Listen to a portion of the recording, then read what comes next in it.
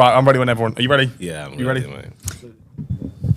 Welcome back to the Bootroom Podcast. Today's a very, very special day. An Evertonian does join us. Well, a former Evertonian, now turned Scouser Red. Of course, the scarf behind me definitely shows that. Harry Hannings, welcome aboard. Absolutely, I can't wait to be here. Let's go. Hope, welcome. Welcome, happy to be here. Thanks for having me, guys. No worries. So, as I mentioned before, you were at Everton in your youth days. So, could you speak to me about how you get to Everton so young in your career? Yeah, so obviously play football locally, friends, and at school. And then my dad had a business, he had a news agent, and down the road was a local park. And I joined the team there. Pretty casually, first game was in goal, didn't really... As we all are, to be fair. We're always starting First game was in goal, innit? And I think about 10 minutes in, I conceded a goal, hit my fingers. So I was like, nah, that's not for me. Went up front, and then the rest is history. Scored loads of goals. And then started playing weekly, joined that team. And it was there that I was scouted by Everton. In a short period of time from starting, maybe a couple months later, a scout came to watch another lad, saw me play. Literally, do you want to come and have a trial? I think we were at Everton then, the sort of academy training ground in Bootroom in Liverpool. So a couple of days later, went down there, trained one day. Literally, they want to sign me up. So that was about 8 years old. So I joined the under-9s. Yeah. What's that initial feeling though of being scouted by the club that you should despise in terms of a fan's point of view? Funny story, yeah. So literally, I'd done the trial, which said happy to sign, and then I got a call the next day from a Liverpool scout saying, "Oh, would you like to come for a trial?" But I'd already committed and was happy with the environment, happy with the coaches who I'd met. So my dad said, "Listen, just don't change anything. Just go with Everton." So I did, and it's a crazy story thinking about it, how things could have transpired, but something just felt right about how I was treated, the atmosphere. It just felt good. It felt normal. It felt really good. There was a child on social media the other day who signed for Cardiff. I don't know if you saw that. 8 years old, maybe, and he was over the moon to sign. Well, he did support Cardiff. It's a tiny bit different in your situation. But who told you that you were in to Everton? So the scout was Sid Benson, and I think we've just gone there, had a little chat with my parents at the side of the pitch, and then the next day got a phone call, said, "Yeah, we want to sign him, come down." I had to do like a presentation at Goodison, went to watch a game. I think it was Everton versus Bradford City back then. Went in, met some of the players after the game. So like it was a real like amazing time for any kid, Best thing ever to be playing football. I'd always played football. I think my first memories of football were Euro 96. I had the bed sheets, I think way before your time. But from that point on, I was obsessed with football, But obviously, how are the nerves before? Because obviously, it's something that we dream of, is this to be scouted, and you've actually gone and been scouted. So were there any butterflies in your stomach? Or? I think at that age, you just kind of free spirit. I didn't think nothing of it. I didn't think I'm going to become a professional footballer. Especially back then, there was no social media. The world wasn't as kind of small as it is now, where everybody knows the steps to ABC. It was just playing with some kids. They've got Everton kits on, some haven't, and we just joined in and showed up and done my stuff. It wasn't too much thought process about it. It was more just enjoying play. Yeah. What was when you got later down your career? For me, I always see it as 16, 17, 18 and onwards is like the professional. You need to really lock in, as they say. Yeah. When did you start to lock in? I think in the academy, you're quite locked in, especially compared to your peers at school. I was training 2-3 times a week from 9 years old. Probably do a lot more now, but back then that was a big deal. Playing every week. And I think because I was so obsessed with football, I'd play for the academy, then I'd play for Liverpool schoolboys, and I'd play for the school team. So every day was just football. Crazy. I don't think you're allowed to do that now, but we used to do it back then. And then for me personally, it was about 13 where I think I got a bit too heavy on the school dinners. The school dinners were terrible. So it was like... What was the school dinners? It was like chip butties every day. So, bit of gravy in there? Nah, not for me. I'd done the gravy. I put some gravy in there. Mine was dry as hell. But, and I think one of the coaches pulled me aside. I was like, look, you need to sort yourself out. He was really like me. His name was Gary Ablett. And he said, listen, you've got loads of potential. You've done really well so far. And he kind of was the first person who put, you need to be looking at the 15 to 16, the older guys, and trying to compete with them. It's not just about enjoying being here in this academy bubble. We go on nice trips. We used to go on 3 trips a year. Italy, France, playing tournaments. So it was like, listen, there's something at the end of this. Have your eyes on that. So that kind of changed my perspective to think, there's something at the end. I'm always interested to know, though, how do you sort of balance the academic side with the football? Because obviously some guests we've had in said they were just committed to the football. Some actually have been the opposite and said, do you know what, I was very academic. So for you... And they probably preferred more chip butties as well. To be fair. Yeah. So how did that pan out for you then? Yeah, so my family are Nigerian, so the way we are in our culture is education first. So as I've gone through the academy, my dad loved it. He was great. It's a hobby, you're enjoying yourself, keeps you out of trouble. Keeps you disciplined, which is great. But then it got to 15, 16 where Everton were going to offer me a professional contract. And, my dad always had, I'm going to do my A-levels, go to university. There was no other road I was going down. And I'd had great GCSEs. I had 7 A's, 3 B's. So I was quite academic, even though I missed... Very academic. Even though I missed large chunks of school through, I think, when we got to year 10 or 11, we'd missed 1 or 2 days a week to go and train with the YTS boys. That, wasn't it? Yeah, so I still managed to get great GCSEs, but when they offered me the youth contract, I was like, so you're not going to do your A-levels? I was like, oh no, you do this full time, you go and play football. He was like, no, that's not happening. So we went back and forth for a while, and that summer, me and my dad not fell out, but it was a big deal in our household. And it was my mum who said, listen, this is what he wants to do. He's committed himself for so long. Why would he just stop now? Like, let him see how far he can get and go from there. So I see why people have that debate. I had the same debate as well. But I think once I got that far, the passion was to go as far as you possibly could. Absolutely. You mentioned your Nigerian heritage. So what's your favourite Nigerian food? My favourite Nigerian food? Yeah. For me, it's quite simple. I just like jollof rice and chicken, man. That's me. I've never had it before. You need to have plantain and jollof rice. Change your life. Yeah. Any sauce? So the chicken's in a marinated tomato sauce. So I had jerk chicken once, and I was told this is not proper jerk chicken. So I need to have more. They mentioned that you trained, obviously, in years to come, you train with players like Arteta and Neville, Fellaini, Cahill.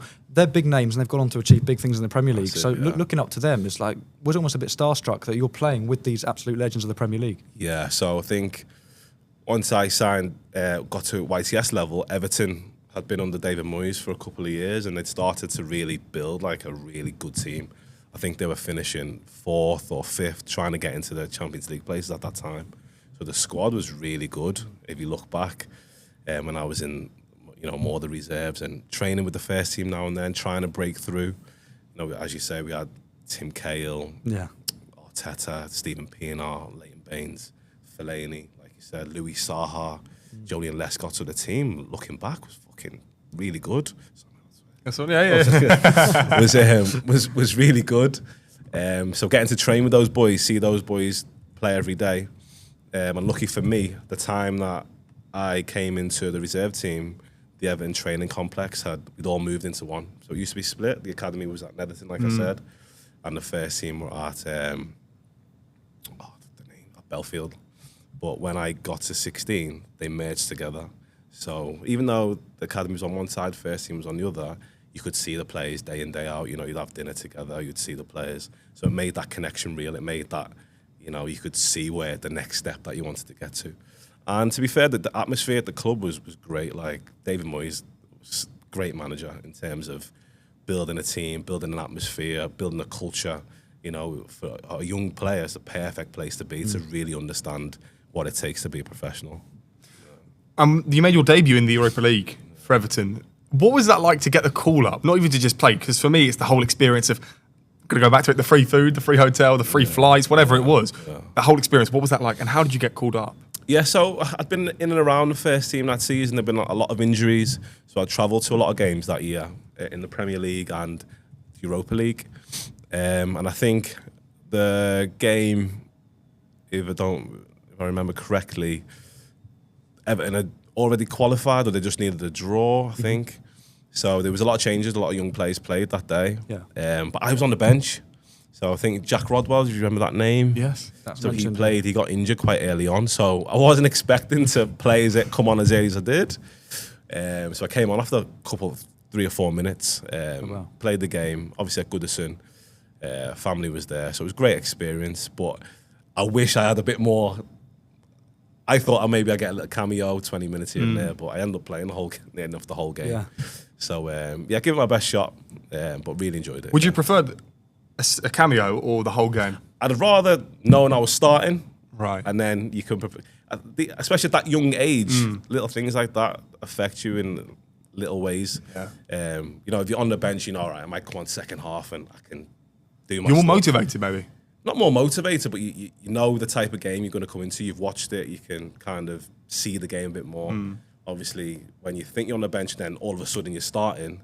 It's like a different mindset that you had to get into. At a young age, I probably wasn't ready to all those little nuances of football. So it was a bit difficult for me personally, but still enjoyed the game. Obviously, it was a defeat, but Yeah. that was 85 plus minutes under your belt. Yeah. I mean, how did that feel to come off at the end of the pitch? I've just played 85 minutes in front of my family in Europe. Yeah, it was a great achievement. Obviously, the start of a journey, an achievement. I think still goes down as in history as one of the youngest players to play for Everton in terms of obviously 16, 17, 18. There was a few players who made a debut that day, but it's in the history books, Yeah. You didn't win that game, but afterwards, as Harry sort of mentioned, you must have been absolutely buzzing. What are your parents? What are their reactions? Yeah, buzzing. I mean, especially when you live in the city, you're a young kid, everyone's known you're at Everton, and then you finally get a chance to play for the first team. It's a really good feeling. It's like all the years that I've put in, all the effort that I've put in from 9 years old, has amounted to something. But I think when you're that much into professional, it just gives you hunger for more. Yeah, you want to play in for a big crowd. I wanted to mention about Goodison Park. Obviously, currently the women play there. I think it's quite a good gesture from Everton to give it to the women. But in terms of leaving Goodison Park, was that the right choice? Listen, it's a hard thing to say. Obviously, Goodison Park was legendary. Some nights there, honestly, the place would be rocking, with late goals and whatnot. Very iconic stadium. Everton have been in the top flight since it began, so it's a very, very, iconic stadium. The new stadium's amazing. I've been there. It is pretty incredible. And I think, if they're just trying to compete with our local rivals, it might have been something that they really need to do. So I'm glad they've moved. I'm glad they're in a massive stadium. It shows the level of the club, the ambition of the club. And I think they deserve it as well. Even as a neutral fan, though, I'm a Spurs fan, but I did still feel quite emotional seeing Goodison. That's what I'm with them. I've been there 3 times away, and I loved it. It's for me, it's my favourite stadium in the league. The songs they walk out to, Spirit of the Blues, everything. It was just such a good ground. And it's gone. It's epic, man, and I've still got good memories. Obviously, I used to ball boy there for many years when we were in the youth team. Saw some classic games there. Merseyside derbies. I can't even. And I don't want to say this is, might be controversial, but the atmosphere back then to now, I feel it was even more intense then. Wow. In terms of the atmosphere, the tackles, what was on the line, it was super, super intense. And I think we beat Liverpool at Goodison. Lee Carsey, I think, ran on the pitch, or all the ball boys ran on the pitch. Crazy.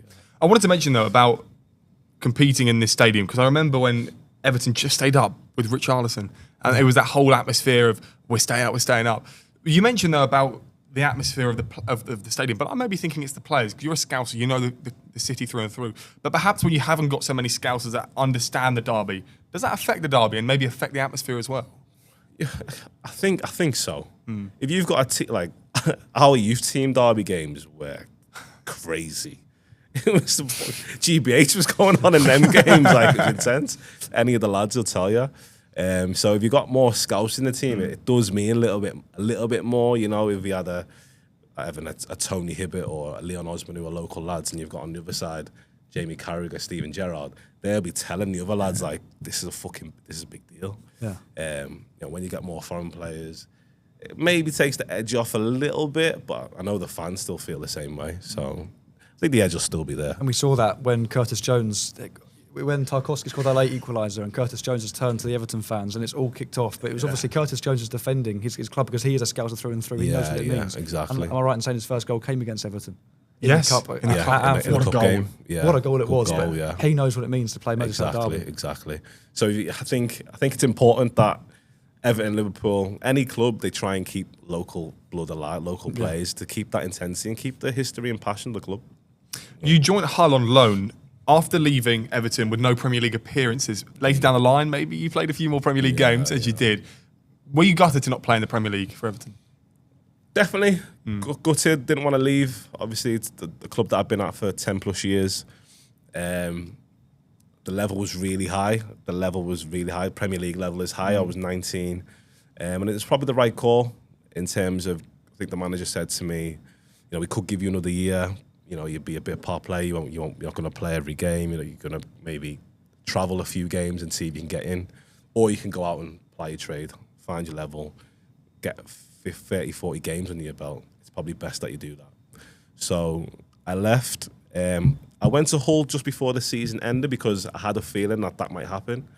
And I wanted to kind of get a contract there. They were in the Championship at the time. Went there and I played, I think 2 or 3 games towards the end of the season, 2 games. So we played QPR. We were the champions that year. Remember Adel Taarabt? Oh, he was unbelievable. Oh my God. My ball knowledge isn't great back then. He's a streets won't forget player, isn't he? He's one of those names. That Get on YouTube and you'll be like, whoa, who's this kid? Was he Moroccan? I was going to say, it's a Moroccan name. Moroccan or Algeria? I don't know. Yeah. One of those countries. I know who you mean, Yeah. Proper ball. Did he go to Spurs? He was with us for a while. Yeah, he went to Spurs after there. Yeah. All the ability, I think he just didn't really reach his wasn't potential. consistent sometimes. Exactly. I think that's his issue. Ndombele. Yeah. Ndombele was a great example of that as well. Yeah. But under Nigel Pearson at Hull, and I'm right in saying he's quite an aggressive manager. He has his style of play and he sticks to it. So what was it like in the dressing room with him? So similar to Moyes, I think the culture at Everton, the coaches that I had there, had me kind of prepare for what was to come. We had in the reserves, we had Alan Stubbs, Andy Holden, and obviously Moisey. Like if we were in the gym and Moisey came in, the gym would be dead silent. Really? He had that kind. Do you think it's all like that now? I think so. Yeah. I think so. I don't know. You always had that presence. He's a big man. He's got these blue steel eyes. Yeah. So he always had the presence. Nigel Pearson is exactly the same. Yeah. He never used to shout. He used to speak really quietly, but he was always quite intense. Was that maybe to get everyone to listen? Maybe it was. It's a good thing to got prick your ears up a little bit more, haven't you? yeah. But I made my debut, and again, similar situation to the Europa League. I was on the bench and came on very early, but this time I was a bit more prepared for it. So we played QPR. They were champions that year, so they had the best team in the Championship. Adel Taarabt was on fire, and managed to play really well. Came on, I think I set up a goal in that game. Says you did. And I think we drew 1-1, which was a good result because they'd already run away with the league. Yeah. So that was a great experience and a very different, QPR atmosphere. It's a small stadium. I love playing there. Fans are very close to the pitch. Obviously, they were going crazy because they were winning the league. So good atmosphere. So it was a good game to really see where we're at. Yeah. Yeah, to be fair, QPR on FIFA as well. Pro clubs. Do you know pro clubs who play FIFA? Yeah. You always get that stadium. I don't know why. It might be a great stadium, but come on, change it up. When you were at QPR, when you played against them, apart from the fans and the surroundings, what made you completely focus? Because we always say on the podcast, and I've spoken to players that have played in the Europa League, and they've said that when the atmosphere is booming, sometimes it is just concentration on the ball. You don't hear. I think when I played, it was always, obviously you'd walk out, you'd hear the sound, the roar, and you'd take it in then. Then as soon as a whistle goes, it's like, you just have to forget that. Obviously there's moments in the game where something dramatic happens or crazy tackle or a decision, and then you take in the atmosphere again. But there's some stadiums in the UK where you can definitely say, that's a stadium which the atmosphere is crazy. Yeah. Any in particular that you mentioned? That I played QPR was one of them. When they were doing well. Leeds is always crazy style, atmosphere. We're going up to Leeds next week, actually. Yeah. Not for a game. Love playing at Leeds. Bradford City, where I played, when they were up, was always good atmosphere. Leeds is probably the one that I played the most at, and a lot of people say that, don't they? Yeah. Ellen Road. Yeah, Ellen Road. Bit another obscure question to ask, but when the fans are clapping at the players and the players clapping at the fans, as a younger player who's only played 2 appearances, and this is no disrespect, but as a player who's played 2 appearances for Hull, did you sort of feel a bit like, I'm not really part of it? 100%. Yeah. 100%. even when we used to do it at Everton, you just enjoy the moment. You knew this isn't for me, but you just try and bask it in and try and get that culture inside you that, all right, this is what I want. I want to be part of this. I want to be a main player in a situation like this. Absolutely. So it just feels that, really. What's the intensity like in the Championship? Because obviously I imagine it's still quite high. The Premier League is the best league in the world for that reason. Oh, I disagree. I think the Championship's... It's intense. I mean, I'm a big fan of VFL, Yeah. but obviously on paper it's a Premier League. But yeah, it's intense, you mentioned. Yeah, I think obviously everyone's trying to get to the big prize. Yeah. There's more games. It's a bit. You play one game Saturday, Tuesday compared to the Premier League where it's more just Saturday. So it is intense. I think the difference is maybe in the Championship you've got maybe 3 or 4 or 5 players who can really hit, like really top players who can hurt you. And in the Premier League, like every single player is a machine. Yeah. Every single player can run fast. Every single player's got a great touch, got great feet. So that's the difference, I'd say. If you, I always found when I played a few games in the Premier League, when you were having the best moment in the game was the worst time for you. Say if you created a chance and didn't take it, the other team would wake up and go down the other end, and they got the quality to just go and score. So that's what I found. So the Premier League's just got such a class, more quality. Yeah. We were looking actually at Watford's fixtures, just to name one club, and they're playing Friday, Monday, Wednesday. Nuts. As a player, is that a bit hard to cope with? Definitely, especially over like the Christmas period. It just turned into a grind. You're just playing and recovering. Yeah. You don't get a chance to really train. Coaches don't really get a chance to coach. You've just got to put the players out there and hope they took on enough from 6 weeks ago to get through the game. Obviously, there's injuries and things like that you've got to manage. But it is relentless, and especially if you've got an away game. You know, you're in Reading and we're playing someone miles up north, Sunderland. It takes its toll. And then obviously in that case you could have 2 long treks away games in the space of 3-4 days, and it's like it's mentally draining for you as a player, but physically as well. Yeah, I think footballers get a bad rap for they don't work hard, they don't earn what they earn, easy life. But to do that journey, then get up, have to train straight away, then prepare for a super intense game, in the night. It is very hard on the body. Because I've been retired now maybe 3 years, I've realised how good I feel all the time. When I used to play football, my body was wrecked every day. So they do go through a lot in terms of the physical side. But then on top of that, while you're going through physical turmoil, it's the emotion, it's the intensity of the games, it's making sure you're in the team. Are you gonna get dropped this game? Are you playing? So all those things just drain you as a player. This is sort of jumping ahead to Everton and maybe when you were at Reading, but at Everton as well, because as fans, we always want players' shirts. Does anyone ever ask for your shirt? How frequently? I don't know. A few players, not while I was at Everton. But what about fans? Fans. I think Everton fans, they were watching us from when we were kids. Like, they know our names from young. So especially when you've come through the reserves and you're a local lad, they do respect that. So there's definitely times you've got to ask for shirts and different things. Is it hard to say no? Because obviously sometimes there is. It's really hard to say no. You used to get in trouble all the time for giving shirts away at different clubs. Yeah. And what about players?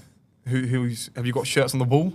So I don't really keep shirts on the wall. I've got them all in a safe place. I've got a few good shirts. Yeah. Okay. Yeah.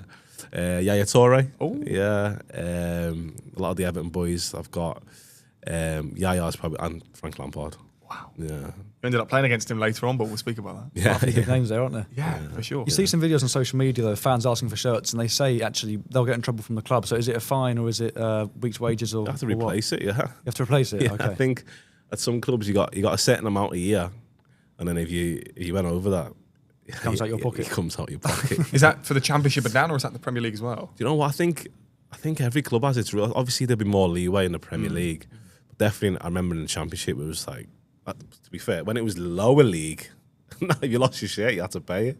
When I was at Crawley and whatnot, at Reading, I think it was 2 or 3, and then you have to pay. And do the players get the hump about that? Because obviously they are giving their shirts away. As much as it'd be hard for me to say, I'd like to give away my shirt and have put smiles on Make people's someone's faces. day, wouldn't it? Yeah. But then ultimately paying the £50 for the shirt. I don't know. Think twice. Sorry, you can't do it.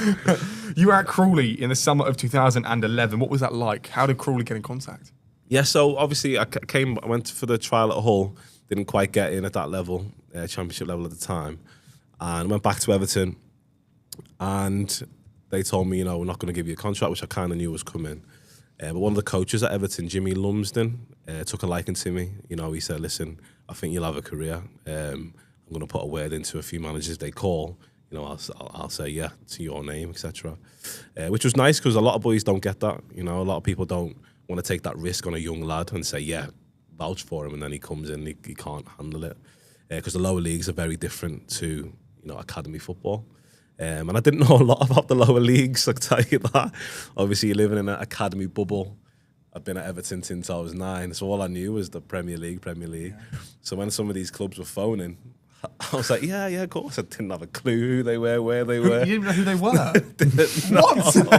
Yeah. So, and I think Crawley had just came from the conference at the time, so they bounced up the leagues. Yeah. So I had no clue. So I had to literally, I think I was on Facebook looking at players that they'd signed in the news and trying to get in contact. So, what's happening? What's the club like, etc., etc. Yeah, it's a bit mad. That's mad, isn't it? That's a crazy story. It is, We've yeah. never had that before. And also, you had quite the debut, didn't you? Obviously, you scored, and you won the game, but then you also sent off in the later stages of the game. So it's like that's a big welcome to non-league football. Yeah. So I talk think us that through. sums up my career, doesn't it? Do you think? Yeah. Score a goal, get sent off. So talk us through the goal and the red card then. Yeah, What so I can you think, remember? so I'd signed, that was the first game, I think it was a cup game. I think AFC Wimbledon and Crawley, they were fighting to get a place in the EFL Cup. I don't know what had happened in the National League. They hadn't decided who, I don't know, can't remember what the rules were.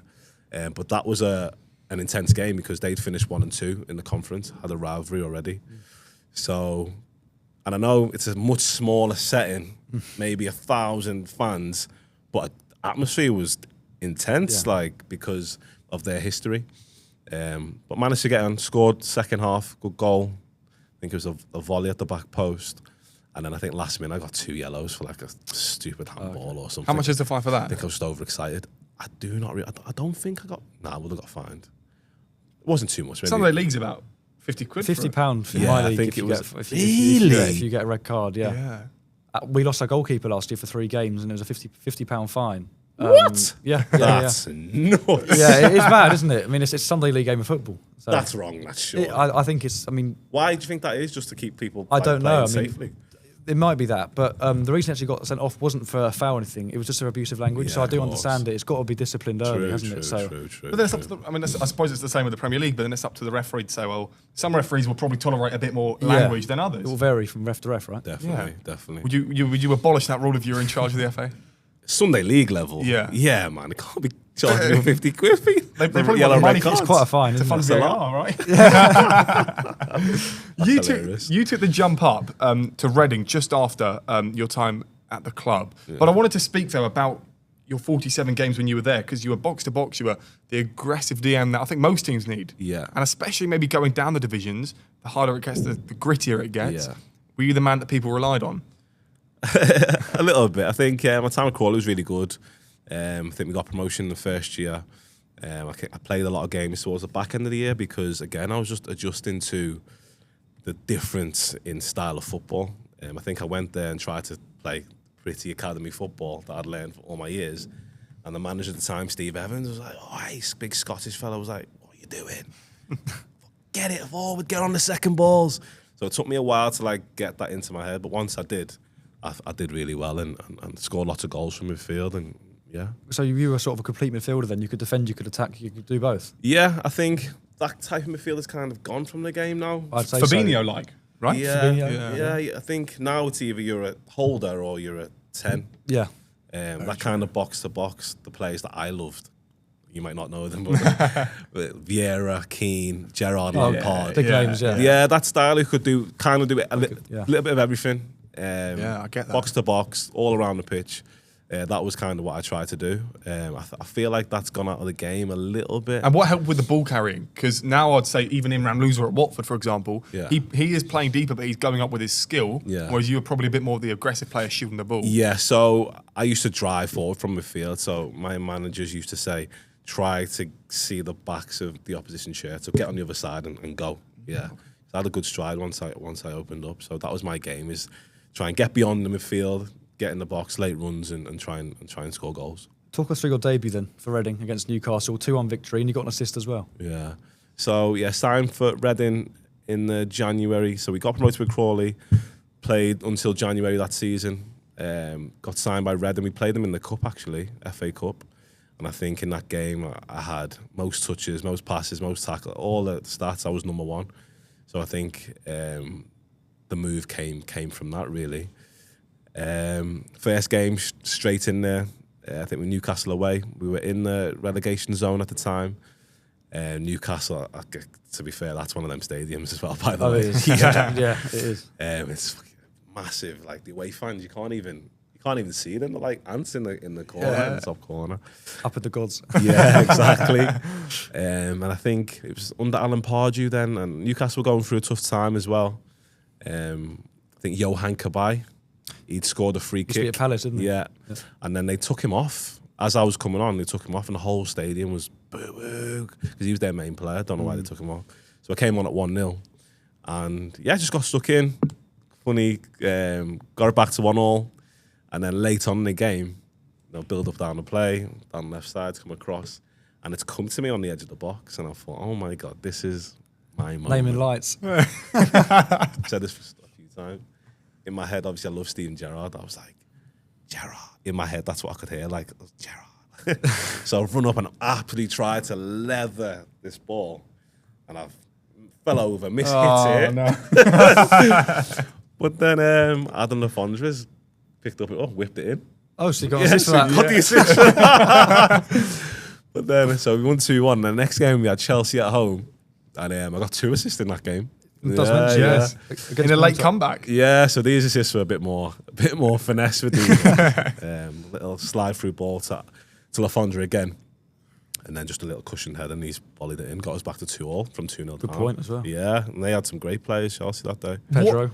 Well, we'll speak about that, but I wanted to say about your celebration. Obviously, players now, they do some pretty weird celebrations at times. For you, is there any celebrations that you wish you did looking back, and what ones did you do back then? No, I didn't. That wasn't me. I know it wouldn't be you. No, it wasn't too me. cool for school, maybe. No, just obviously didn't score every week. So when I did, it was exciting, but I just didn't have nothing planned. No. If you can go back tomorrow and score in a last-minute game for Liverpool against Everton. I'll be in the crowd, and I don't know. No, on the pitch. You score in the last minute. Yeah. What celebration are you doing? Oh, I'll probably get sent off. I'll take my shirt. Take off the shirt. Shirt comes off, yeah. Shirt comes right Absolutely. off, doesn't it? That's what you got to do in those sort of games, though. Yeah. Like in a big derby. Yeah, man. The passion. The passion's always there. For sure. Yeah. You mentioned the players. Harry mentioned some of the players. Lampard, Hazard, Oscar. In that game. Oscar, what a player he was. He was a great player, wasn't he? Ola. Did you not ever want to go up to these guys and say, please can I have your shirt? Yeah, so I think I got Lampard's that day. Yeah. Yeah, because I wasn't missing that. No, not at all. But yeah, I think when you play against those players as well, it's more of like, it's like a respect thing, isn't it? You try and keep composure. Yeah. At least look like you belong there. Do you know what I mean? Because inside maybe you're thinking something else, right? Big fucking hell, baller. Yeah. And obviously then you stayed into the Championship rebuild, 58 appearances, a goal. So you were at Reading for quite a time. Yeah. So did you feel like Reading was like your new home? Yeah, I love my time at Reading. Great club, great people, like really nice people down there. Looked after me, treated me well. We were unlucky a few times. I think we missed out on the playoffs the next season by, I think we were the same points. But we just, on the last day of the season, we needed to match Brighton's result. And we drew with Burnley, who were top of the league. And we've come into the dressing room knowing that we needed to match their result. Their game was still on, Brighton versus Forest. And like 94th, 95th minute, they scored a header. And they managed to get into the playoffs. And I don't know if they got promoted that year, but they got into the playoffs anyway. So it was very close to, a very unlucky situation, really, because we've been in the playoffs the whole year. Yeah. I feel like for English football fans, it's the opposite of spoiled, but I don't quite know the word. So if you go to Greece, for example, the atmosphere there's booming. You do have that here.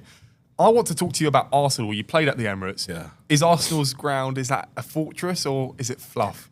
No, it was a fortress on the day we played. Yeah. I think the manager just lost his job. We had a new manager. It was his first game. And, yeah, they absolutely tore us apart. 4-1? Yeah, they had a good team. I think it was Aaron Ramsey, Santi Cazorla, What a player. Theo Walcott. And I remember I came on that game, and I remember Arsene Wenger saying to, I think it was Adam Ramsey, he was like, one touch, everybody play one touch in their half, one touch. So it was already 4-0. I think they were just literally toying with us at that point. We couldn't get the ball. I've never felt, to this day, I've never felt like I did. Funny you mentioned that game. I've never felt like I did in that game where I just felt there's nothing I can do to affect what's happening. They were just popping it. And so many goals they scored in those years under Wenger. You watch them back now, and it literally was one more. Yeah. But it looks so effortless. But Yeah. it takes so much skill and class to do that. But when I you've don't got think those players- people appreciate those Arsenal teams because they didn't win much. Yeah. But for if you didn't support anyone, you're watching them. You got to appreciate the football they were playing. They played with a lot of flair. They're very attacking. And I think we played Arsenal in the FA Cup the following year, maybe. Then we got to the semi-finals, Reading. And again, that team was unbelievable. Again, it was Ozil, Sanchez. Yeah. Big That's names. mad. Ballers. Do you know what? I do feel like Arsenal, and even now, I feel like Arsenal don't quite get respectable credit. I feel like all their fans are, we should win the league every season and whatnot, right? But I do feel as if Saliba is very underrated. I feel like their team is building. They've got good players, haven't they? Yeah. Yeah, I think we're in that moment where we were in the moment where Arsenal were becoming that really successful Liverpool-like, Manchester City-like team. Yeah, I think they've got probably the best team all round. Yeah. I hate to admit it, but they probably do. Yeah. Through gritted teeth. Exactly. I want to say though, I don't quite think Arsenal have the players to win the Premier League in some aspects. 'Cause I feel like Trossard, for example, you've still got these iffy players. Martinelli was great on his day, but is he going to be? They lack some quality in the final third. Mosquera. I mean, these guys might be solid, but really, I mean, I think their back four and goalkeeper are sorted. Yeah. Midfield on the whole is pretty good. Saka's decent. A few attackers, I still don't think we've seen enough from Gyökeres yet. To be quite frank. and even Odegaard's dipped. Odegaard fell off a little Fell bit. off massively. To be fair, but compared to And when you look at these teams like Man City that went on to, when they were Centurions and they got 100 points, there was not a weak link in that team. Players like Sane, Sterling, both Silvers, Aguero, Laporte. At least they go and win games. I think Arsenal still got the foot on the gas a little bit. I think it's more of a mentality thing, to be honest. Yeah. Because I think they have got the players. Those players are really good players. But I think when it comes to that home stretch title win, I don't know if they've got that air of this is our title to grab it by the hands. you have to believe to do You it. have to believe, yeah. Even this season, they're so many points clear, but it already just feels. I personally feel that they're gonna. Yeah. Well, sometimes I wake up and I think they're going to do it, and the next day I'm like, oh no, they're not going to do it. Fingers crossed out. Yeah, exactly that. You also played at Old Trafford as well. What was that like?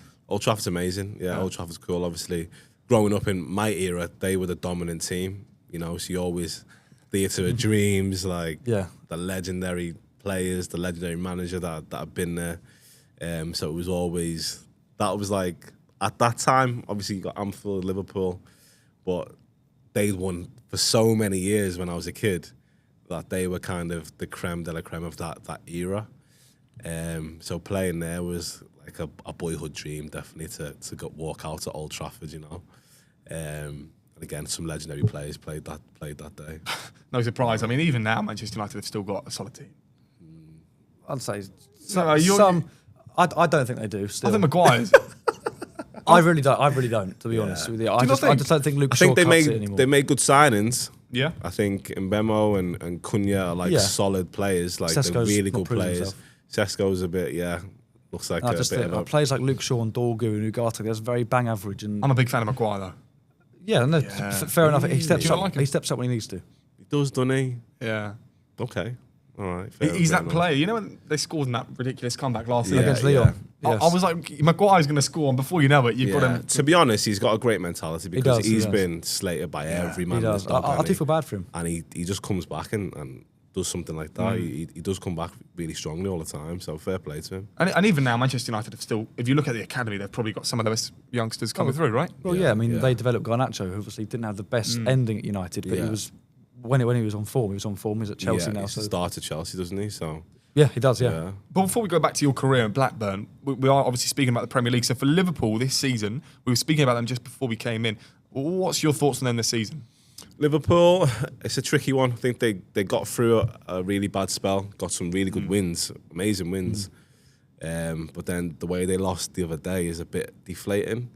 Back to square one. Not square. I think they're just trying to figure things out, aren't they? They've made a lot of signings. It's a very new team. Yeah. Obviously, they had what happened with Diego Jota, which can affect players.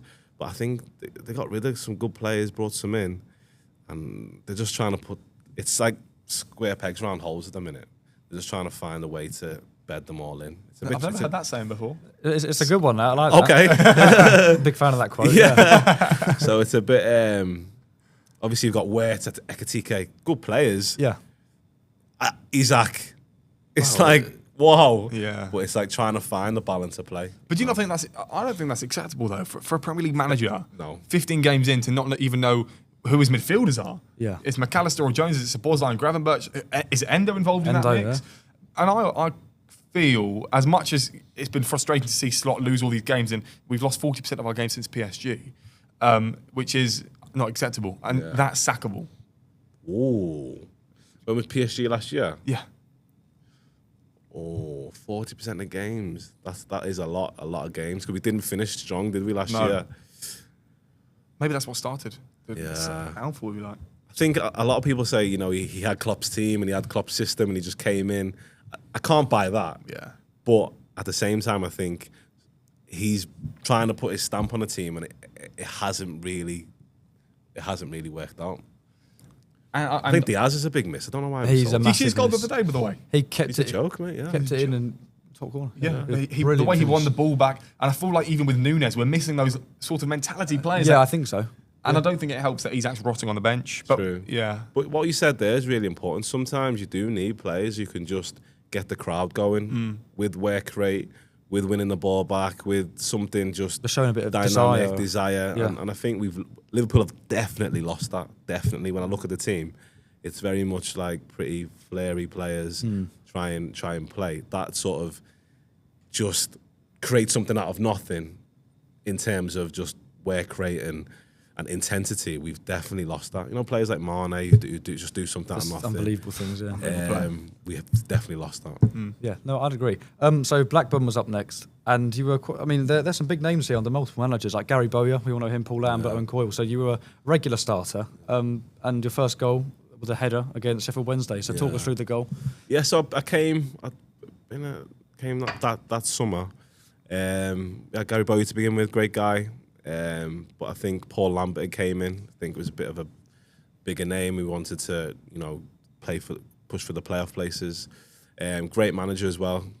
Really tough guy, Paul Lambert. And we had a good team. I think if I look back, there was just something missing because we draw a lot of games 1-1, lose 1-0. Everything was very tight. We went far away.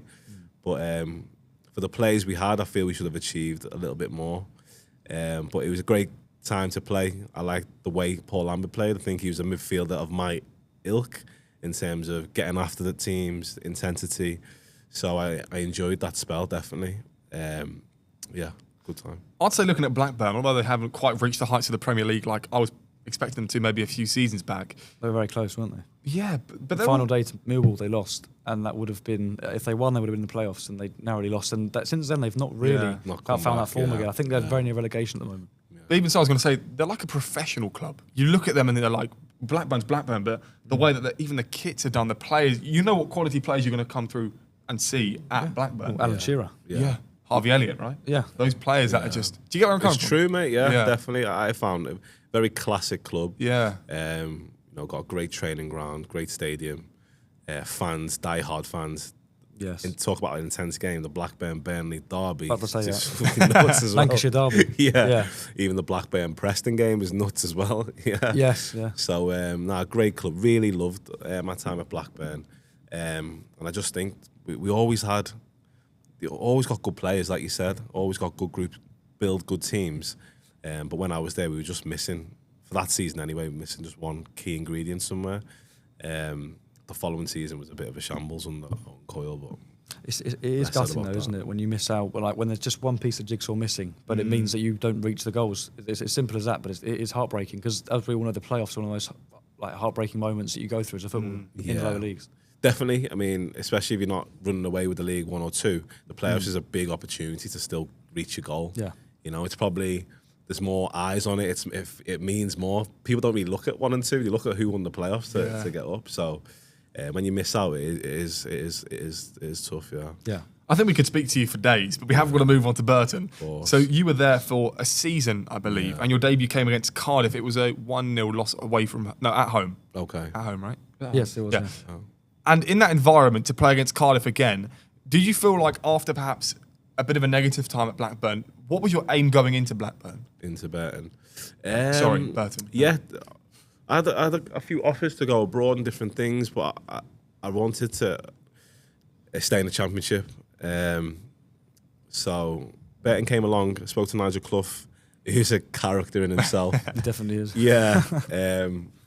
And, you know, there was a smaller club for the Championship, but they'd done well the season before. I played against them the season before. They were tough opposition, and they had a lot of the same players. So I went there in good spirits. Got an injury early on in that season, but came back, and I wasn't really playing. To be honest with you, me and Cloughie kind of fell out, and it took a real sort of man's conversation to. I said, listen, you know, there's no point me being here if I'm not playing. Yeah. Why am I not playing? We're not doing well. Like, give me a chance.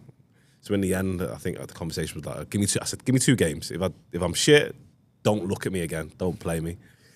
And played, got some results, and then I played every game to the end of the season. Then, and again, just narrowly missed out on staying up. I think I scored in the last game of the season, thinking I'd kept us up.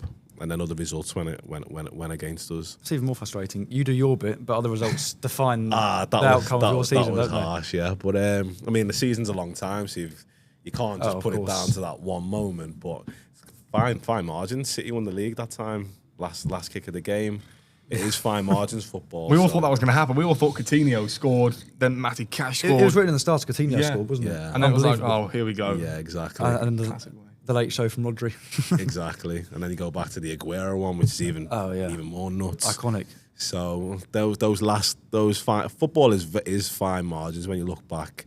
You know, things can go either way, but we just missed out there. But that was a great club, Burton. Nigel Clough, great manager. Probably should have stayed there the next season. He offered me a contract, but I kind of turned that down at the time. But no, great club. I was going to say, I was trying to do some digging, but obviously it's hard to know about every game that you've ever played. Have you ever played at Vicarage Road? Yes. You Watford. have? Yeah. Yes. Yeah. And what's that like? Won there. Okay. Yeah. the Watford Scots. Yeah. Won there with Reading. I think we won 1-0. I was going to say, yeah. Yeah. And because obviously Watford don't get the best representation in terms of support, I don't think. I think the games probably should be sold out more than what they are even now. Yeah. But to play at the Vic, what was it like for you? I think, alluding to what you commented there, I think there was a lot of stadium works going on at the time. So the atmosphere wasn't great. Well, there's no excuse now, to be fair. But yeah, I think it was a great stadium to go and win. I remember it was a good win for us because Watford were really good at the time in the Championship. I think Vidra. And what was his name? Forestieri. Oh wow! Hog. Unbelievable. Yeah. So he was a Sheffield Wednesday legend, wasn't he? Yeah. Forestieri, So they had a good little. They had some really good players. Watford seemed to do that though, because even looking at Ismail Assar, Pedro, Trudini, Richarlison, it's these. You've always got some players in the Watford team. Yeah. Currently, right now, you've got Iran Kundu, who's a really hot prospect. Yeah. Imran Luz, who's definitely going to be leaving after DC joined a new agency. Yes. That's a telltale sign, that. Is that a telltale sign? If a footballer signs for an agency mid-season, does that mean they're looking to go? 100%. I'd say so. Which is gutting. No! It's gutting, yeah. There's no other reason. Really? Yeah, 100%. They've got him a deal somewhere. He's off. They've already got him a deal? Yeah. Heartbreaking. You mentioned earlier that quite a big thing of your career was actually getting sent off, which you did away at Middlesbrough. You came on as a sub, 2-0 loss, but I looked at the team sheet and there were some big names like Traore, Bamford, Gusted. Yeah. But obviously the previous red card you had was 2 yellows. What was this one, if you remember? This is Burton. Yes. Yeah, I think it was just a bad tackle. I think I was a bit pissed off. I come off the bench and Yeah, just bad tackle. Flew into a challenge. Yeah, just flew. And I think that was my game. If you take that away from me, you know, it's a big part of my game. It used to get me up for games. That was my battle. Yeah. Midfielder. It's me versus you today. Yeah. Sorry to interrupt, but what is your pre-match routine to get you into that spirits? Because even in Sunday League, sometimes you do feel a bit, oh, really? We've got top of the league today. We're going to get pumped. I've had some music going for me. Yeah, we've got some music going. Even though sometimes music might not get you in that spirit. No. Yeah, I'm trying to groove, but I'm just not feeling it. So what was your pre-match routine to get you into that? I think, a bit of music and just kind of the same patterns. I think at the level that, you know, we played, there's just a lot on the line, mate. So getting up for it's not a hard thing. Obviously, you got your other teammates there who are all pushing for the same goals. And then when you've got a stadium of 20,000 as well, you know, you can't rest on your morals because you'll know about it, you know. Yeah. What is your go-to music? I listen. Yeah, it was hip hop and rap back then, definitely. Bit of Meek Mill back then. Oh, I don't know. I don't recognise that name, to be fair. I wanted to just speak about Jack Grealish. You played against him in a 3-2 loss away from home. Yeah. A young Jack Grealish, but certainly he wouldn't be in that team if he wasn't good enough. Yeah. So what do you remember from him? Yeah, good player. Yeah. Strong for his, doesn't look it, but a strong kid, Jack. Those big calves as well. Yeah, massive calves. And the hair slicked back. Yeah, great player. I think he was just starting to really come into his own at that time we played. But yeah, got all the ability in the world, man. Good player. Another big club to talk about, obviously, is Bradford. So you were there for 2 years, and you've actually become the captain during your second years. Yeah. That's a big accolade. Yeah, definitely.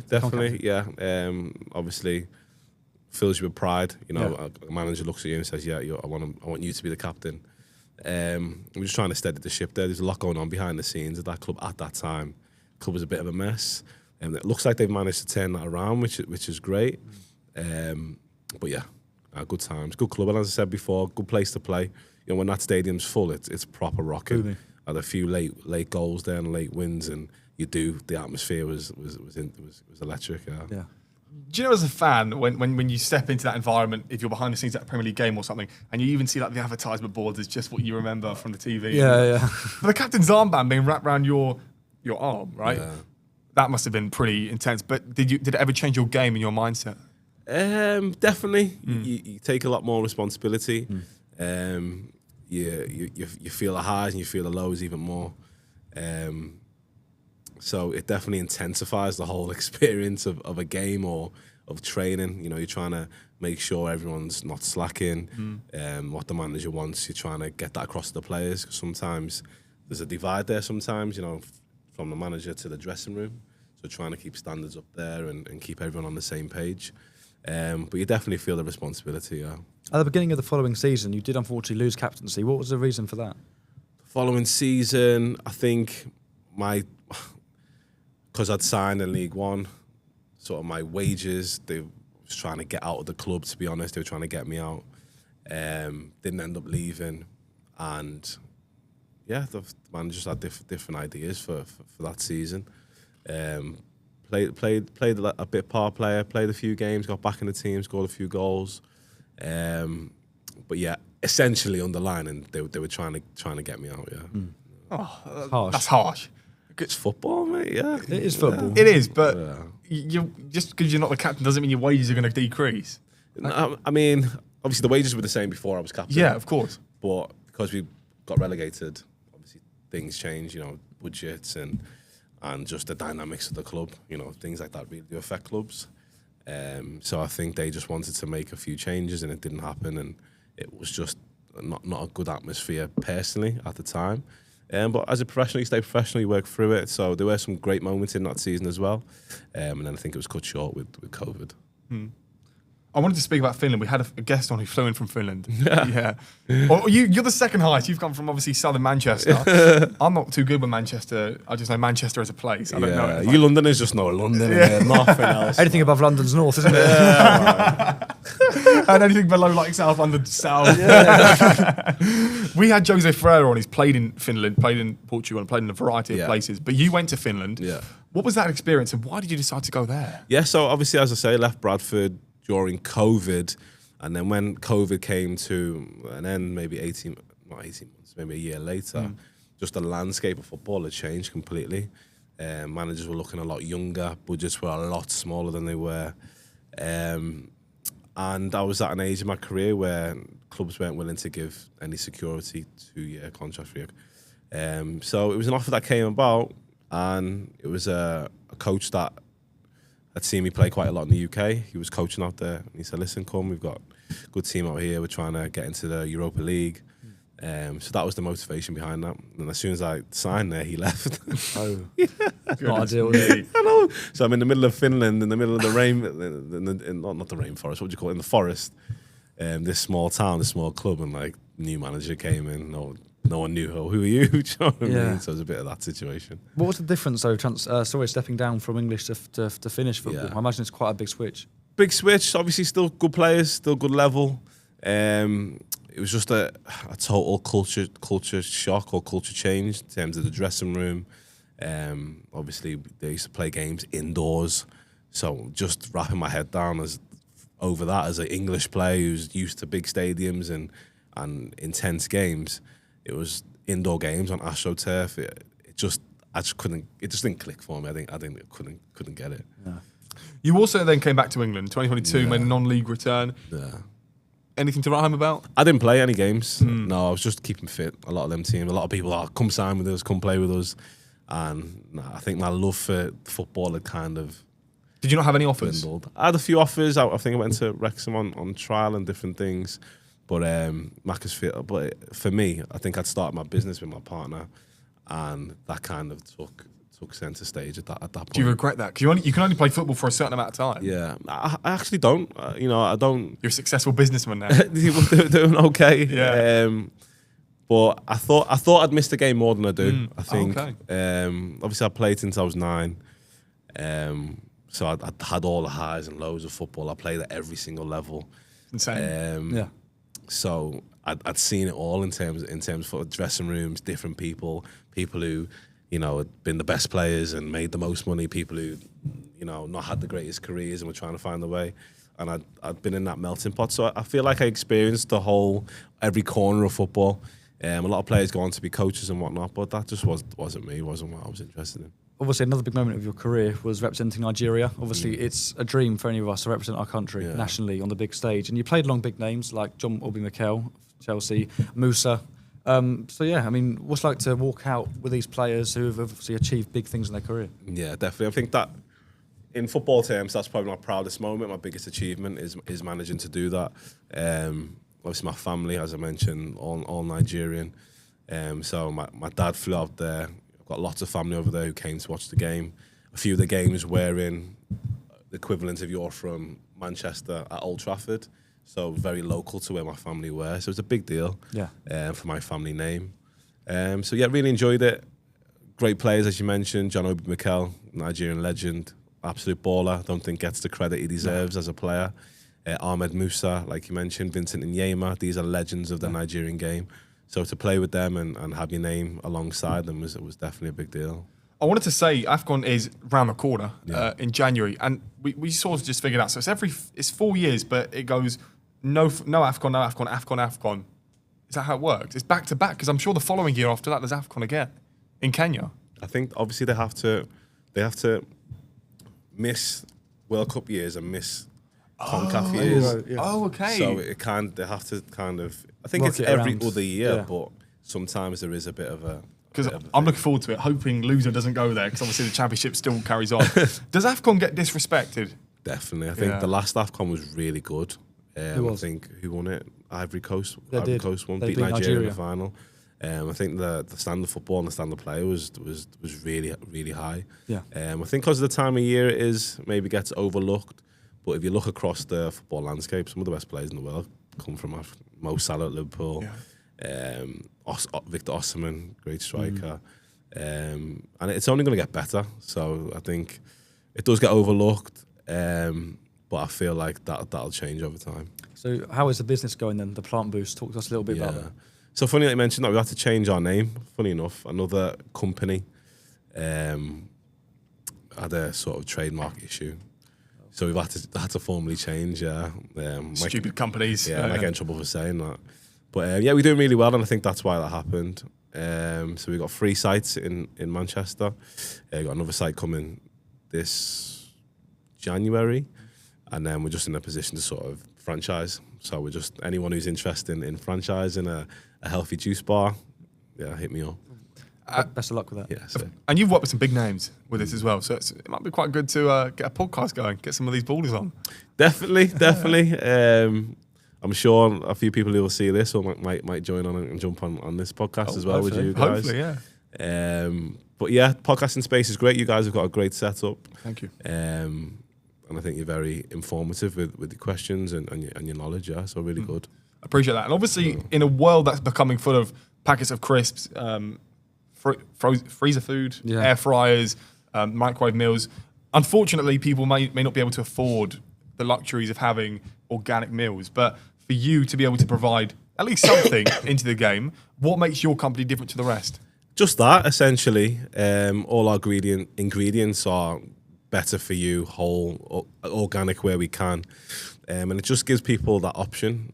It's not for the people who are super health conscious. It's very maintainable. It's for everyone, essentially. So we just try to make healthy eating fun, make it convenient. And we do it in our own way with a nice twist. Looks great, makes you feel great. So people love it, people enjoy it, and it's just our passion. You know. Have you got any health scares with food and people? Not me. I've had my sister, God bless her, passed away. She had an autoimmune disease called lupus last year. She passed away. Obviously, she'd had that condition since she was 16. So I'd always knew that what you put in your body, the nutrients that you have, affects you. Some more than others, some later down in life. So it's really important that what you're putting in is the correct fuel. And obviously from my professional football career, that was always part and parcel of the game.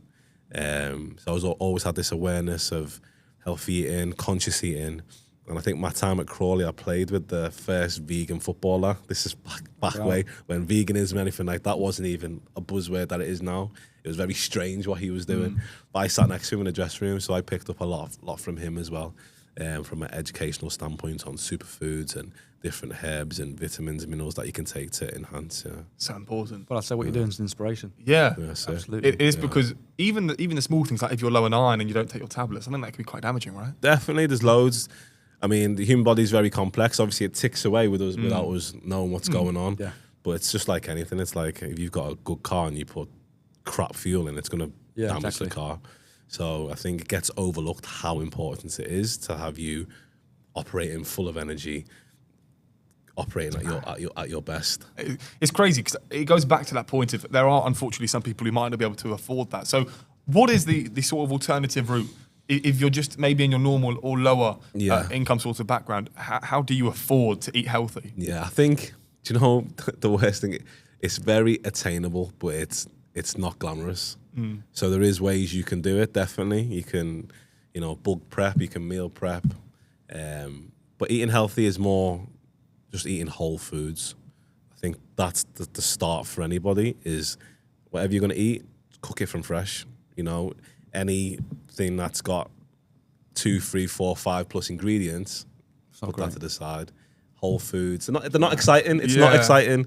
But that's the key to life. I mean, if you could look at a graph and say, if you had all the crap you've had in your lifetime, where it's crisps, sweets, but obviously you can have some. Of course you can. And how much your life expectancy probably decreases. Yeah. All in moderation. Yeah, all in moderation. It's about balance, isn't it? Yeah. No one's sitting here saying you should never enjoy. Because we enjoy food, you go out with your family, you go out with your friends. It's usually around a meal, isn't it? Yeah, usually. So definitely you can enjoy, but I think where the food system is and what's available, a lot of it is absolute garbage. And I think that's where, you get into trouble. So last one for me then, obviously I'm inspired by what you've done on the pitch, off the pitch. So looking back to that younger version of you in goal, when you conceded that first shot, and you look back to you now, are you proud of the journey that you've made? Because we certainly are. Definitely. I mean, I had... That's hilarious. So literally the ball went through my legs. I never felt so embarrassed. It's happened to us, two of us, hasn't it? It has. My thumb still hurts from when Charlie booted a shot on my finger tube there. So definitely proud. Definitely, seen it all, witnessed it all. Enjoyed the journey. Put my best foot forward, gave my all. yeah, just happy with how things turned out. Definitely, yeah, can't complain. No complaints. And for me, then, obviously, we did speak about Nigerian food. Maybe aside from jollof rice, what was your favourite Nigerian dish? Yeah, that's number one. If you don't want something smaller, try plantain. Now, this is either going to go really well or really badly. It's not banana, right? But there's something similar. It's in the same family. Let's put it that way. Okay. Because I showed it today, and I was like, "I know it was plantain. I know it was." But I was like, "What does that taste like?" It's sweet. Yeah, it's sweet. It's little bit of salt, and it's epic. Epic, honestly. Might give it a go then, might we? We might have to. Yeah. But now we've finished warming up, you ready to start the podcast?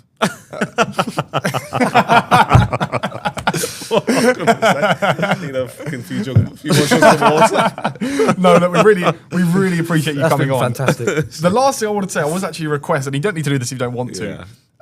But we've been asked for you to say chicken and a can of Coke. That's my cousin. Oh, is it? Sammy, yeah. Is that what he says? He goes, how does he say it? He says chicken and a can of Coke guy, isn't he? Yeah. That's your cousin? Yeah, he does all the skits on on TikTok. No way. Yeah, that's my little cousin, man. And does that inspire you to maybe do some social media work as you've been doing with your business? You know what? I'm terrible. Need to do way more. We're terrible. Need to do way more. I don't want to speak on your behalf. No. That's rude from me. What do you think? What's stopping you?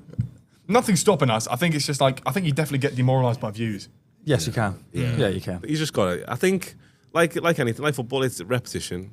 So what you were putting out 6 months ago is going to be totally different what's going to be in 6 months, because as long as you're putting in the reps. Yeah, of course. So I'm speaking to myself here as well. No. I think you just got to do it, forget what everyone else says, and just crack on. Keep plugging away. Yeah, man. It's true. I didn't mean it in that sense. No, of course not. But now we've finished. We always end with a handshake. So the camera's there. So for the first time ever, I'm going to start with Harry. Oh, okay. Thank you very much. No worries. Pleasure as always. You didn't go across the table. If you want to hand Absolute the table. pleasure. Thank you, Harry. Thank you so much. And of course, Hope, appreciate it. Thank you so much. Appreciate it. Cheers, Jay.